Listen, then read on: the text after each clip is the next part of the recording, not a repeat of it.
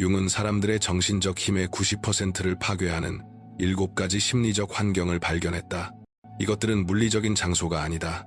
당신이 매일 자각하지 못한 채 들어가는 정신적 함정들이다. 대부분의 사람들은 왜 자신이 지치고 불안하며 길을 잃은 느낌을 받는지 모른 채 수년을 이 공간들 속에서 보낸다.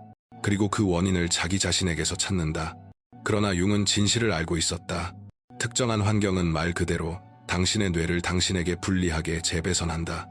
1961년 융은 겉으로 보기엔 완전히 정상처럼 보였지만 서서히 정신을 잃어가고 있는 한 환자를 치료했다. 융은 문제의 근원을 이 남자가 매일 거주하듯 머무르던 7가지 특정한 심리적 공간에서 찾아냈다. 융이 그가 이 정신적 함정을 인식하고 벗어나도록 돕자 환자는 완전히 달라졌다. 오늘 나는 어떤 공간들이 당신의 정신을 무너뜨리고 있는지, 당신이 그 안에 갇혀 있다는 신호는 무엇인지, 그리고 당신의 정신을 구할 수 있는 융의 탈출 프로토콜이 무엇인지 정확히 보여줄 것이다. 융이 발견한 이 위험한 공간들에 대한 이해는 앞으로 당신이 모든 관계와 모든 그리고 모든 결정을 바라보는 방식을 평생 바꿔놓을 것이다. 융이 첫 번째이자 가장 위험한 장소로 지목한 것은 메아리 방이다. 이곳에서는 주변의 모든 목소리가 당신 자신의 생각, 신념, 편견을 그대로 되돌려주며 그것들이 절대적 진실처럼 느껴지게 만든다. 융의 환자는 매일 몇 시간씩 사회적 모임과 정치 집회에 참석했는데 그곳의 사람들은 모두 그의 관점, 사회 변화에 대한 두려움, 특정 집단에 대한 분노를 정확히 공유하고 있었다. 그는 자신이 정보를 얻고 있다고 생각했지만 융은 그가 심리적으로 중독되고 있다는 사실을 알아차렸다. 메아리 방에서 뇌에 일어나는 일은 이렇다. 신경 경로가 실제로 약화된다. UCLA의 매튜 리버먼 박사의 연구에 따르면 도전받지 않는 상태가 지속되면 비판적 사고 근육은 사용하지 않는 팔다리처럼 위축된다. 융은 이를 집단적 사로잡힘이라고 불렀다. 집단 사고가 개인의 사고를 대체하면 질문하는 행위 자체가 배신처럼 느껴지기 때문에 환자는 더 이상 아무것도 의심하지 않게 된다. 그의 세계관은 경직되고 취약해지며 다른 관점에 대해 극도로 두려워하게 된다. 당신이 메아리 방에 갇혀 있다는 경고 신호는 분명하다. 어떤 주제든 주변 사람들이 무슨 말을 할지 이미 예측할 수 있다. 다른 의견은 지적으로 흥미로운 것이 아니라 개인적인 위협처럼 느껴진다. 핵심 신념에 대해 내가 틀렸을 가능성은 없는지 묻는 일을 멈췄다. 대화는 사고를 확장시키기보다 강화만 한다. 융은 메아리 방 속의 사람들이 단지 성장을 멈추는 것이 아니라 오히려 축소된다는 사실을 발견했다. 그들의 정신은 더 작아지고 더 두려워지며 심리적 안전을 집단에 더욱 의존하게 된다. 그러나 이것은 시작에 불과하다. 메아리 방은 당신을 정신적으로 약하게 만들고 그 결과 당신은 두 번째 위험한 장소인 비교의 경기장에 취약해진다. 이곳에서는 당신의 가치가 타인의 성취와 지위에 따라 측정된다. 이미 메아리 방 사고로 약해진 융의 환자는 사회적 관계망 속 다른 사람들과 자신의 삶을 집요하게 비교하기 시작했다. 지인의 성공담 하나하나가 개인적인 실패처럼 느껴졌고 누군가 더 많은 것을 이뤘다는 사실 때문에 자신의 모든 성취는 무의미해졌다. 영국 서부 잉글랜드 대학교의 레이철 칼로제로 박사의 연구는 융이 관찰한 사실을 입증한다. 지속적인 비교는 자존감과 의사결정을 담당하는 전전두엽 피지를 실제로 위축시킨다. 여기에는 심리적 함정이 있다. 비교는 당신을 발전시키지 않는다. 오히려 어디에서나 결핍을 찾아내도록 뇌를 훈련시킨다. 융은 이를 팽창과 수축의 순환이라고 불렀다. 당신은 우월감을 느끼거나 열등감을 느낄 뿐 결코 그냥 자기 자신으로 존재하지 못한다. 환자는 융에게 이렇게 말했다. 직장에서 승진했지만 내가 생각한 건 대학 동기가 더 빨리 CEO가 됐다는 사실뿐이었어요. 그 순간 내 성취는 상대적 승리가 아니었기에 의미를 잃었습니다. 비교의 경기장에 갇혀 있다는 경고 신호는 명확하다. 다른 사람의 성공이 당신을 실패자로 느끼게 만든다. 목표를 달성해도 누군가 더 잘했기 때문에 공허하다. 진짜로 옳게 느껴지는 삶이 아니라 성공해 보이는 삶에 맞춰 자신을 편집한다. 행복이 타인보다 앞서 있는지에 달려있다. 융은 이 장소가 특히 치명적인 이유가 당신을 자신의 가치와 욕망으로부터 단절시키기 때문이라는 사실을 깨달았다. 당신은 기쁨을 주는 것을 추구하는 대신 인정받는 것을 찾기 시작한다. 그러나 세 번째 장소는 더욱 교묘하다. 계속하기 전에 왜 이런 공간들이 그렇게 위험한지에 대한 과학적 배경을 이해해야 한다.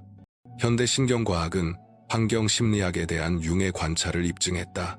다니엘 시겔 박사의 연구에 따르면 독성 심리 환경은 만성적인 코르티솔 분비를 유발하며 이는 기억과 감정, 조절을 담당하는 해마를 실제로 위축시킨다.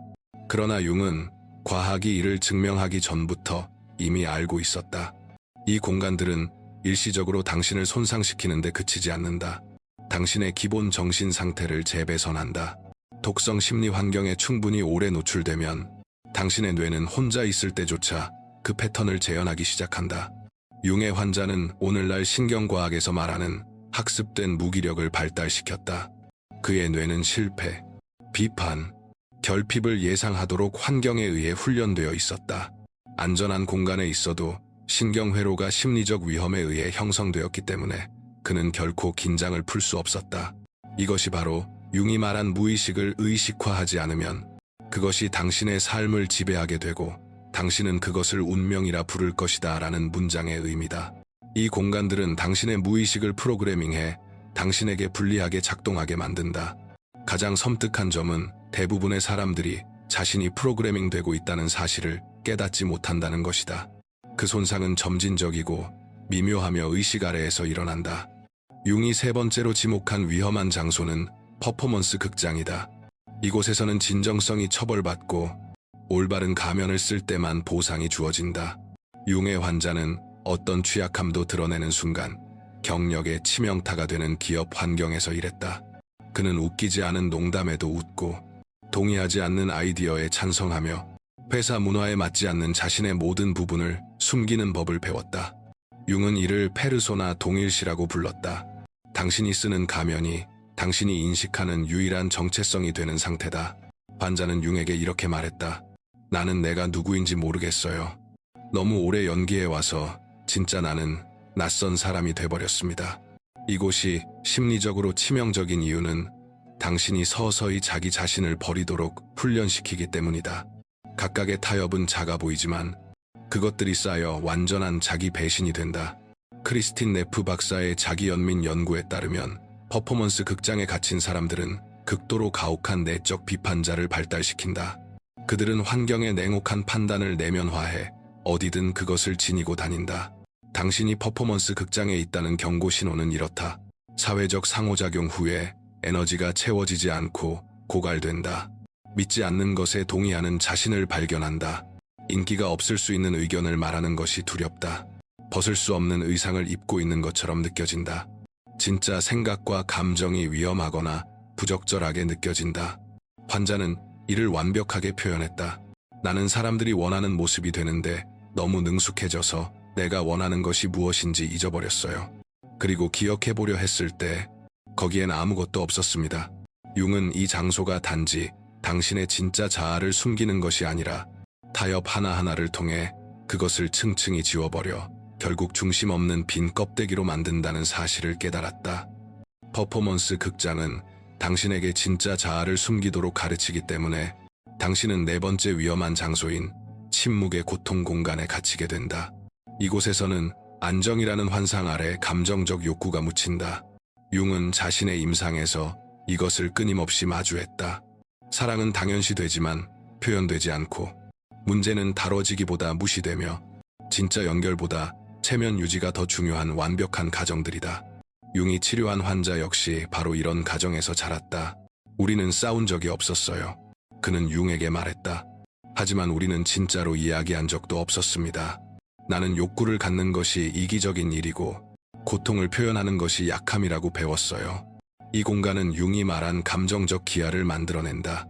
감정적 욕구는 무시한다고 사라지지 않는다. 그것들은 무의식 속에서 초차, 불안, 우울, 설명할 수 없는 공허함을 만들어낸다. 존슨 박사의 애착 연구에 따르면 관계에서 감정을 억압하는 것은 신경계를 실제로 탈조절시킨다.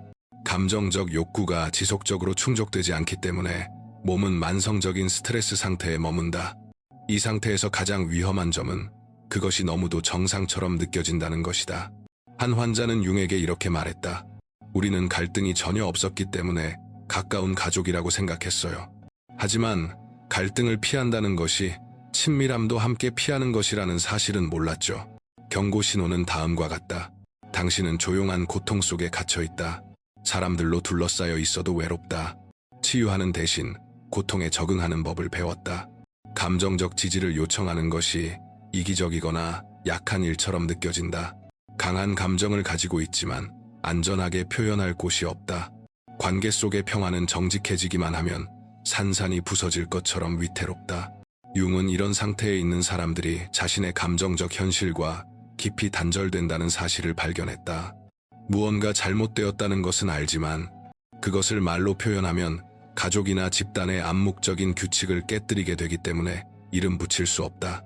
다섯 번째 위험한 장소는 침묵의 정반대다. 끊임없는 정신적 자극이 내면의 목소리를 잠식해 스스로 생각하는 소리조차 들리지 않게 만드는 혼돈의 폭풍이다. 융의 환자는 늘 이 상태로 살고 있었다. 주의를 요구하는 신문들, 불안을 조장하는 라디오 프로그램들, 에너지를 소모시키는 사회적 모임들, 집까지 따라오는 업무 요구들.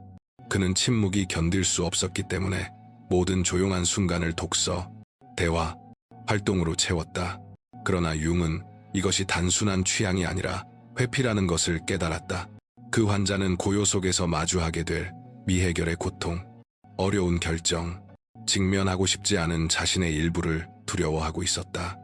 UCSF의 아담 게즐리 박사의 연구에 따르면 만성적인 정신적 자극은 일관된 사고를 형성하고 명확한 결정을 내리는 능력을 실제로 손상시킨다. 전전두엽 피질이 과부하에 걸리면 인지 부담을 줄이기 위해 충동적인 선택을 하기 시작한다. 융은 이를 심리적 분열이라 불렀다. 주의가 지나치게 흩어져 경험을 지혜로 통합하는 능력을 잃게 되는 상태다. 그 환자는 엄청난 양의 정보를 소비했지만 그 어떤 것도 제대로 이해하지 못했다. 여기에는 함정이 있다. 혼돈은 중독성이 된다. 뇌는 높은 자극에 적응하면서 정상처럼 느끼기 위해 더 강한 입력을 갈망하게 된다. 신경계가 스스로를 조절하는 법을 잊어버렸기 때문에 조용한 순간은 불안을 유발한다. 혼돈의 폭풍에 갇혀 있다는 경고 신호는 다음과 같다. 침묵이 오면 즉시 책이나 신문을 집어들거나 라디오를 켠다. 모든 것에 강한 의견은 있지만 깊은 이해는 없다. 늘 바쁘지만 무엇을 이루었는지는 기억나지 않는다. 속도를 늦추면 평화가 아니라 불안이 찾아온다. 끊임없이 정보를 소비하지만 내면은 공허하다. 그 환자는 융에게 이렇게 말했다. 멈추면 내가 피하고 있는 모든 것들이 따라잡을까봐 계속 바쁘게 지내요. 하지만 도망치는 것도 너무 지쳤어요. 혼돈의 폭풍은 내면의 목소리를 피하도록 가르치기 때문에 결국 여섯 번째 위험한 장소인 자기 방기의 방으로 취약해진다. 이곳에서는 자신의 욕구, 본능, 진실을 체계적으로 무시하게 된다. 이 장소가 가장 교묘한 이유는 서서히 일어나기 때문이다. 마음속에서는 아니라고 외치는데도 예라고 말한다. 떠나는 것보다 견디는 것이 더 쉬워 보여 관계에 머문다. 진정성보다 안락함을, 성장보다 안전을 선택한다. 융의 환자는 이를 완벽하게 설명했다. 나는 직감을 무시하는데 너무 능숙해져서 결국 직감 자체를 느끼지 못하게 됐어요. 모든 결정을 타인의 기대, 실용성, 갈등 회피를 기준으로 내렸죠. 트라우마에 대한 베셀 반데어 콜크 박사의 연구는 만성적인 자기방기가 신체의 지혜와 실제로 단절을 일으킨다는 것을 보여준다. 무엇이 필요한지, 원하는지, 느끼는지를 인식하는 능력을 잃게 되는데 이는 그런 신호들이 지속적으로 무시되어 왔기 때문이다. 융은 이를 영혼 상실이라 불렀다. 신비적인 개념이 아니라 자신의 핵심 자아와 소원해지는 심리적 현실이다. 그 환자는 이렇게 말했다. 마치 다른 사람의 인생을 사는 것 같았어요. 내가 진짜로 원해서 내린 결정을 마지막으로 한 게 언제인지 기억도 나지 않아요. 이 장소는 성숙함, 책임감, 이타성으로 가장하기 때문에 특히 위험하다. 사회는 종종 자기 방기를 보상하기 때문에 문제로 인식하기가 더 어렵다. 자기 방기의 방에 있다는 경고 신호는 다음과 같다. 마지막으로 자신의 감정을 점검한 게 언제인지 기억나지 않는다. 결정이 옳은 느낌보다 기대에 근거해 이루어진다. 예전에 중요했던 것들에 대한 선호가 사라졌다. 자동 조종 상태로 사는 것 같다. 누군가 무엇을 원하는지 물으면 정말로 모른다. 융은 이 장소가 끔찍한 공허를 만든다는 것을 깨달았다. 환자는 그에게 이렇게 말했다. 나는 원해야 한다고 배운 모든 것에서 성공했지만 안에서는 완전히 텅 비어 있었어요.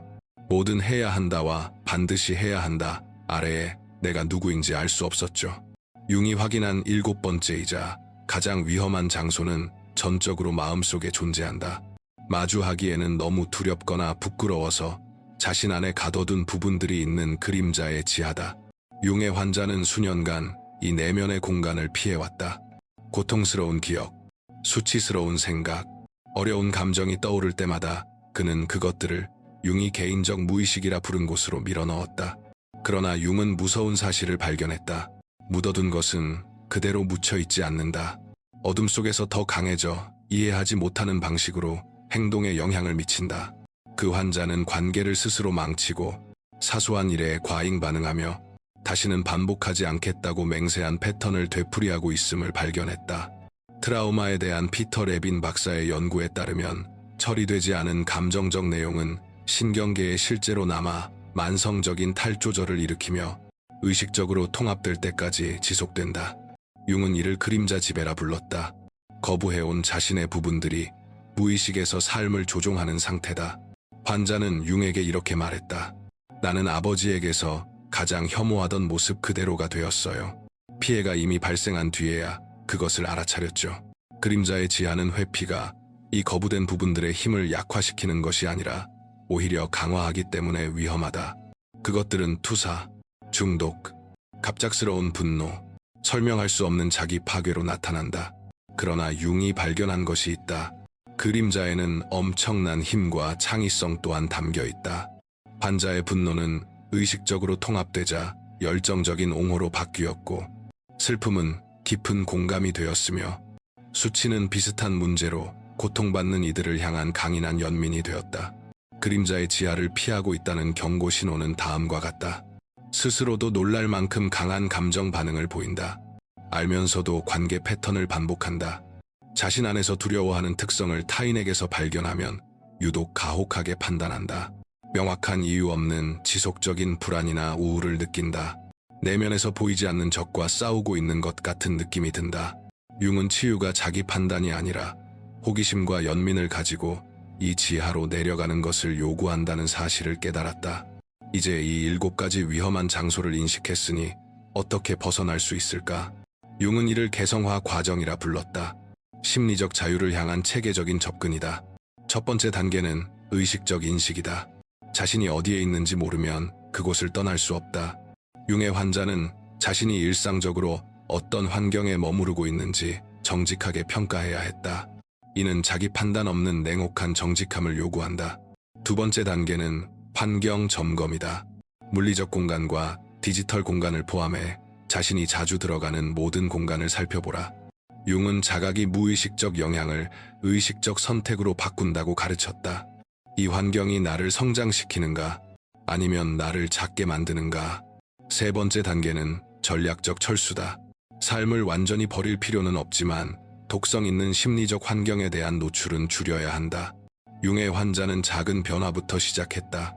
해로운 사회적 관계에서 보내는 시간을 줄이고 부정적인 사람들과 경계를 세우고 매일 고독과 성찰의 시간을 만들었다. 네 번째 단계는 의식적 통합이다. 여기서 융의 접근은 혁신적이 된다. 부정적인 환경을 피하는 데 그치지 않고 긍정적인 환경을 의식적으로 만들어야 한다. 친절하게 도전해주는 사람들, 성장을 지지하는 환경, 진정성이 존중되는 공간을 찾아라. 다섯 번째 단계는 그림자 작업이다. 융은 그림자 지하실에 숨겨둔 것들과 마주하기 전까지는 어디를 가든 무의식적으로 독성 패턴을 반복하게 된다고 믿었다. 이를 위해서는 치료, 저널 쓰기, 혹은 무의식적 내용을 의식으로 끌어올리는 다른 방법들이 필요하다. 여섯 번째 단계는 정기적인 유지 관리다. 융은 심리적 자유가 지속적인 경계를 요구한다는 사실을 발견했다. 이 위험한 공간들은 거짓된 안락함, 쉬운 소속감, 익숙한 패턴을 제공하기 때문에 유혹적이다. 당신은 편안함보다 성장을, 편의보다 진실을 의식적으로 선택해야 한다. 환자는 6개월 후 융에게 이렇게 말했다. 제가 그 독성 공간들에 얼마나 많은 정신 에너지를 쓰고 있었는지 몰랐어요.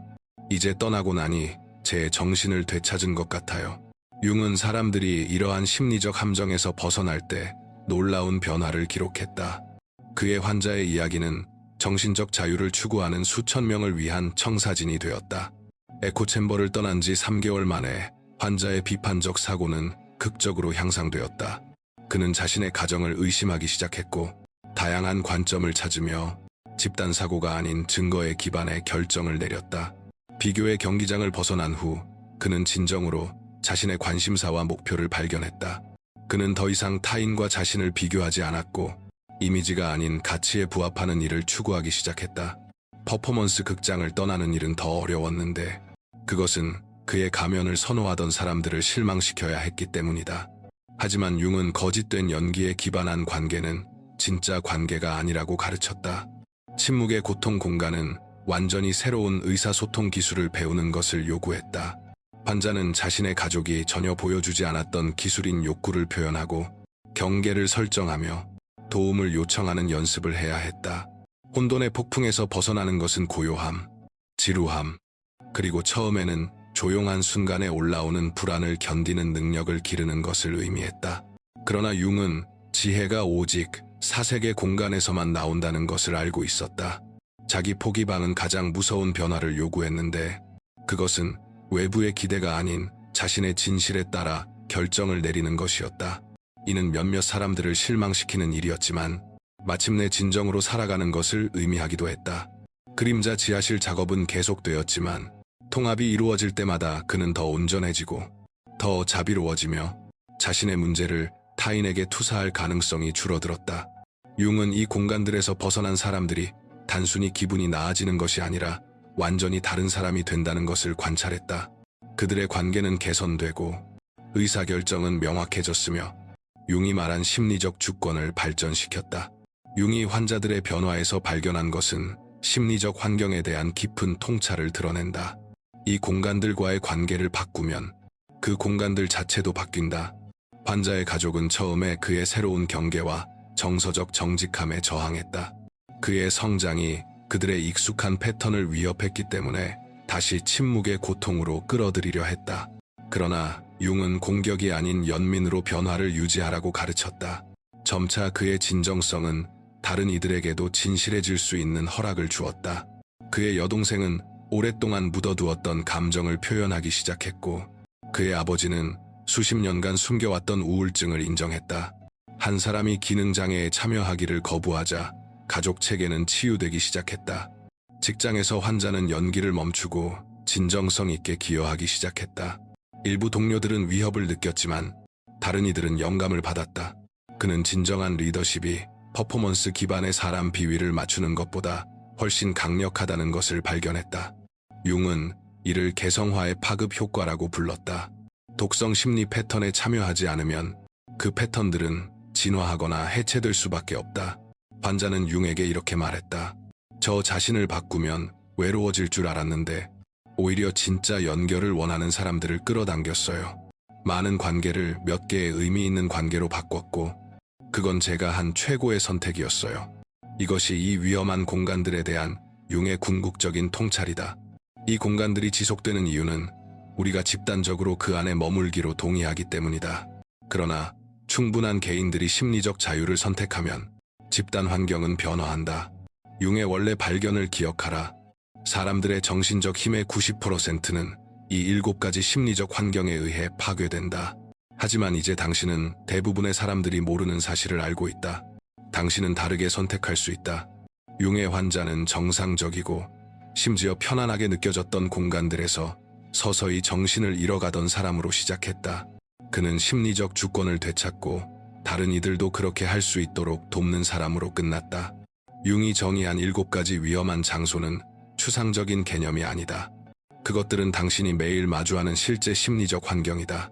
편견을 확인시켜주면서 정신을 약화시키는 에코챔버, 성취를 무의미하게 만드는 비교의 경기장, 가짜를 보상하고 진짜를 처벌하는 퍼포먼스 극장, 거짓된 평화 아래 욕구를 묻어버리는 침묵의 고통 공간, 소음 속에 내면의 목소리를 익사시키는 혼돈의 폭풍, 서서히 자신을 배신하는 자기 포기방, 그리고 영혼의 일부를 가두는 그림자, 지하실. 하지만 융은 또한 출구를 보여주었다. 도피나 회피가 아니라 의식적인 인식, 전략적 선택, 그리고 편안함을 넘어 성장할 용기를 통해서다. 1961년 융이 치료한 환자는 이후 치료사가 되어 다른 이들이 같은 심리적 함정을 인식하고 벗어날 수 있도록 도왔다. 그는 정신적 강인함이 어려움을 피하는 데 있는 것이 아니라 어떤 어려움이 성장을 돕는지를 선택하는 데 있다는 것을 이해했다. 융의 마지막 교훈. 이 공간들은 항상 존재할 것이고 언제나 유혹적일 것이다. 에코챔버는 쉬운 소속감을 제공하고, 비교의 경기장은 동기를 약속하며, 퍼포먼스 극장은 인정을 제공한다. 침묵의 고통은 평화처럼 느껴지고, 혼돈의 폭풍은 고통에서 주의를 돌리며, 자기 포기는 갈등을 피하게 하고, 그림자, 지하실은 수치를 숨긴다. 그러나 진정한 정신적 강인함은 편안함보다 성장을, 승인보다 진정성을, 편의보다 의식을 선택하는 데서 나온다. 질문은 이 위험한 장소들을 만나게 될 것인가가 아니다. 당신은 반드시 만나게 된다. 질문은 그것들을 알아볼 수 있는가, 떠날 용기가 있는가, 그리고 다른 이들도 자유로울 수 있는 심리적 환경을 만들어갈 수 있는가이다. 융은 인간 의식의 미래가 집단 무의식보다 심리적 자유를 선택할 만큼 용감한 개인들에게 달려있다고 믿었다. 그 선택은 지금 당신이 어디에 있는지를 인식하고 어디로 가고 싶은지를 결정하는 것에서 시작된다. 당신의 마음은 적이 아니지만 당신이 머무르도록 허락한 장소들은 그럴 수 있다. 이 7가지 위험한 장소 중 당신은 어디에 가장 오래 머물러 왔는가? 댓글로 당신의 깨달음을 공유하라. 우리가 어디에 있었는지를 이름 붙이는 것이 심리적 자유로 가는 첫걸음일 때가 많다. 더 많은 통찰을 위해 구독하는 것을 잊지 말라. 만약 융의 심리적 변형에 대한 통찰을 더 탐구할 준비가 되었다면 무의식적 그림자를 타인에게 투사하고 있음을 나타내는 경고 신호와 즉각적인 거리가 왜 유일한 보호가 될 수 있는지를 밝히는 가장 위험한 칼융 심리 신호에 대한 내 영상을 확인해보라. 시청해주셔서 감사하다. 다음 차원에서 다시 만나자.